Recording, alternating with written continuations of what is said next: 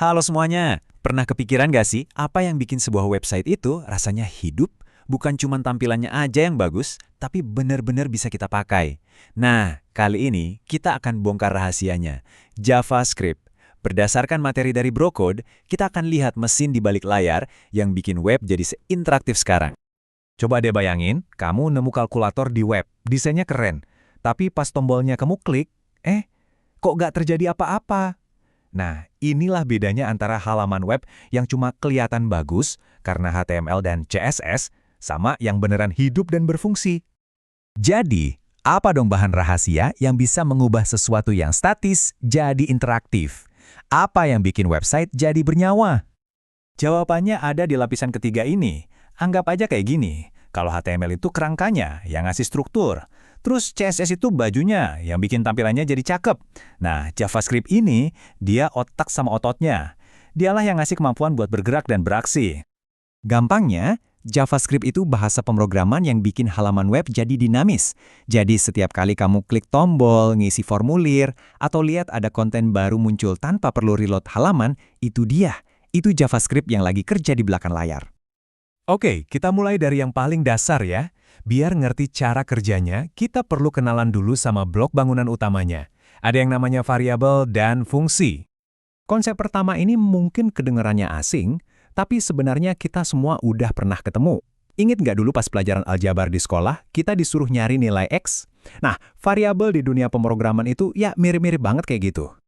Jadi, variabel itu apa sih? Gampangnya, anggap aja kayak sebuah kotak atau wadah yang kita kasih label buat nyimpen sebuah informasi. Nanti, kalau kita butuh informasinya, kita tinggal panggil aja nama kotaknya. Gampang kan? Terus, isi kotak ini bisa apa aja? Macam-macam. Bisa angka, misalnya umur 25. Bisa juga teks yang biasa disebut string, contohnya nama Brocode. Atau bisa juga isinya cuma salah satu dari dua pilihan, benar atau salah. Ini namanya boolean. Misalnya, status is online sama dengan true. Blok bangunan penting selanjutnya itu fungsi. Bayangin deh, fungsi itu kayak resep masakan. Kamu tulis langkah-langkahnya sekali aja, misalnya resep buat kirim pesan. Nah, setiap kamu mau kirim pesan, kamu tinggal panggil resep itu, nggak perlu nulis ulang dari awal. Efisien banget. Oke, kita udah punya variabel sama fungsi. Sekarang, kita masuk ke bagian yang lebih seru nih. Gimana caranya bikin kode kita ini jadi pinter? Biar bisa mikir dan bikin keputusan sendiri. Hal pertama yang perlu kita tahu, JavaScript itu jago matematika loh. Dia pakai simbol-simbol yang udah kita kenal banget, kayak tambah, kurang, kali, bagi, buat ngelakuin perhitungan. Ini jadi fondasi buat banyak hal yang lebih kompleks nantinya.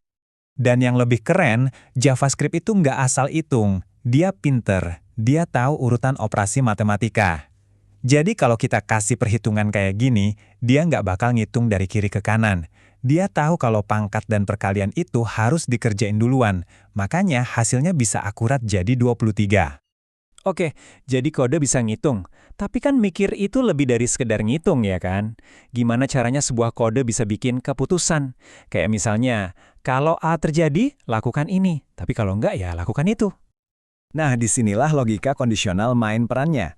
Coba bayangin web yang harus ngecek umur. Kodenya bakal nanya dulu, umur user ini 18 tahun atau lebih nggak? Kalau jawabannya benar, ya udah, muncul pesan, Anda boleh masuk. Kalau salah, pesannya beda lagi. Sesimpel itu cara kode membuat pilihan.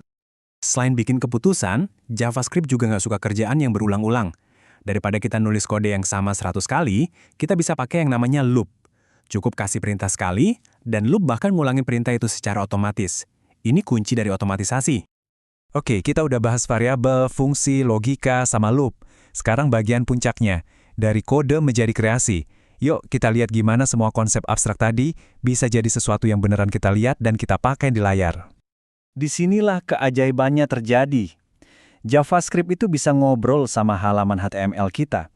Dia bisa nyari sebuah elemen di halaman, misalnya tulisan halo, terus dia ubah langsung saat itu juga jadi selamat datang Budi, tanpa kita perlu ngapa-ngapain.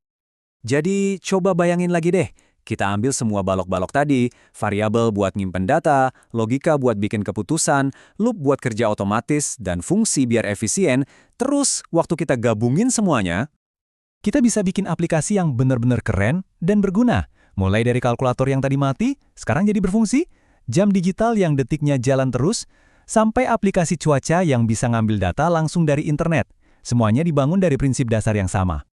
Nah, setelah lihat gimana halaman yang tadinya diem aja bisa diubah jadi aplikasi yang dinamis, pertanyaan terakhirnya sekarang buat kamu. Kira-kira apa yang bakal kamu buat?